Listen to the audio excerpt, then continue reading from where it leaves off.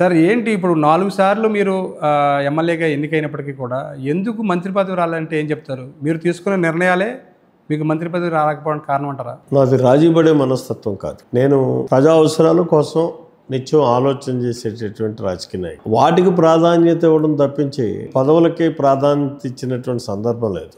అయితే టైం వచ్చినప్పుడల్లా చంద్రబాబు నాయుడు గారు ఇస్తానంటాం, ఆయనకి ఇవ్వలేని పరిస్థితి కలగడం, ఇవ్వలేకపోవడం. నేను ఇక్కడ సక్సెస్ అయింది ఏంటంటే రాజకీయాల్లో ఆయన మంత్రి పదవి ఇవ్వనప్పుడల్లా నా ప్రాంతానికి సంబంధించి ఒక మేజర్ ఇరిగేషన్ ప్రాజెక్ట్ తెచ్చుకోగలి 4 సార్లు ఎమ్మెల్యేగా కూడా 4 ఇరిగేషన్ ప్రాజెక్టులు తెచ్చుకున్నాను. సార్ ఇప్పుడు మీరు 4 సార్లు ఎమ్మెల్యేగా అయ్యారు. మీరు తీసుకున్న నిర్ణయాలే మిమ్మల్ని మంత్రి పదవి రాకుండా చేసాయి, తప్పుడు అడుగులు వేసాను అనే భావన ఎప్పుడైనా మీకు అనిపించిందా సార్? నాకు అనిపించడానికి దాని మీద అంత కాక్ష ఇది ఉంటే అనిపించనేమో, కానీ దానికంటే ఎక్కువ ప్రజా జీవితంలోకి ఎక్కువ చొచ్చుకుని వెళ్ళిపోగలిగాను, ప్రజా మన్నలను పొందగలిగాను అనేటటువంటి తృప్తి ఎక్కువగా ఉన్న కారణంగా అది అంత పెద్ద నాకు సెకండరీ.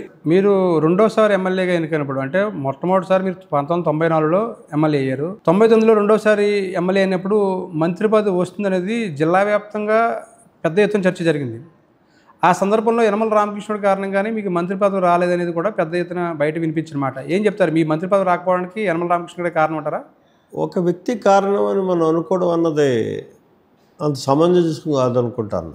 ఎందుకంటే రాజకీయాల్లో ఎవరు ఎత్తుగళ్ళకుంటాయి. రామకృష్ణుడి గారికి ఉండేటటువంటి ఇన్సెక్యూరిటీ వల్ల ఆయన ఏమన్నా నాకు అభ్యంతరం చెప్పుంటాడో తప్పించి మా ఇద్దరికి మాత్రం వ్యక్తిగతంగా కానీ రాజకీయంగా కానీ ఏ రకమైనటువంటి విభేదాలు లేవు. ఎందుకంటే ప్రతి ముఖ్యమైన సమస్యని జిల్లా సమస్యల్లో నాతో సంప్రదించకుండా ఏదే నిర్ణయం తీసుకునేటటువంటి వ్యక్తిగతం. కాబట్టి దాన్ని నేను వ్యక్తిగతంగా నా మీద ఇబ్బంది పెట్టాడు అని నేనెందుకు అనుకోవాలి? మీ కార్యకర్తను ఎవరిని కదిపినప్పటికీ కూడా యనమల రామకృష్ణ గారి వల్లే మా ఎమ్మెల్యే గారికి మంత్రి పదవి రాలేదనేది వినిపిస్తున్నమాట. ఏం చెప్తారు సార్ మీరు? వాళ్ళ ఆలోచన అది అయ్యి ఉండొచ్చు, కానీ ఎందుకంటే రామకృష్ణ గారు ఇక్కడ మంత్రిగా స్పీకర్గా ఒక సీనియర్ అంటే ఎన్టీఆర్ దగ్గర నుంచి ఆయన ఆ పొజిషన్లో ఉంటూ వచ్చాడు కాబట్టి ఆ పొజిషన్ రాకుండా నన్ను అడ్డుకుంటున్నాడు అనేటటువంటి భ్రమ మా కార్యకర్తల్లో కానీ నాయకుల్లో కానీ ఉండొచ్చు. కానీ నేనైతే మాత్రం ఎప్పుడు తన అవసరానికి తను జాగ్రత్త పడుతున్నాడు తప్పించి నన్ను ఆపగలిగాడని మాత్రం నేను అనుకోలే. ఎప్పుడూ కూడా నా వల్లే నాకు రాలేదు అనేటటువంటి భావనే నాకు ఉండేది. అంటే ఎందుకు రాలేదంటారు? అంటే తప్పుడు అడుగులు వేయడం వల్ల అంటారా? పార్టీలు మారడం వల్ల?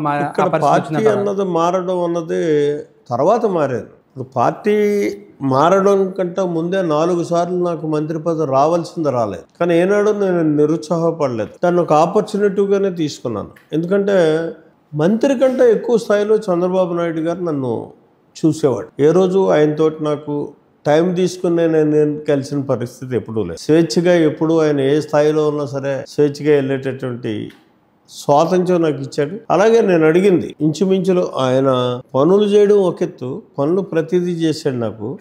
అలా కాకుండా జిల్లా అడ్మినిస్ట్రేషన్లో కూడా ప్రధానమైనటువంటి రోల్ నాకు ఎప్పుడు ఇచ్చేవాడు. మంత్రి నేను కలిసి ఒకే పని అడిగితే దానికి ప్రాధాన్యత నాకే ఇచ్చేవాడు.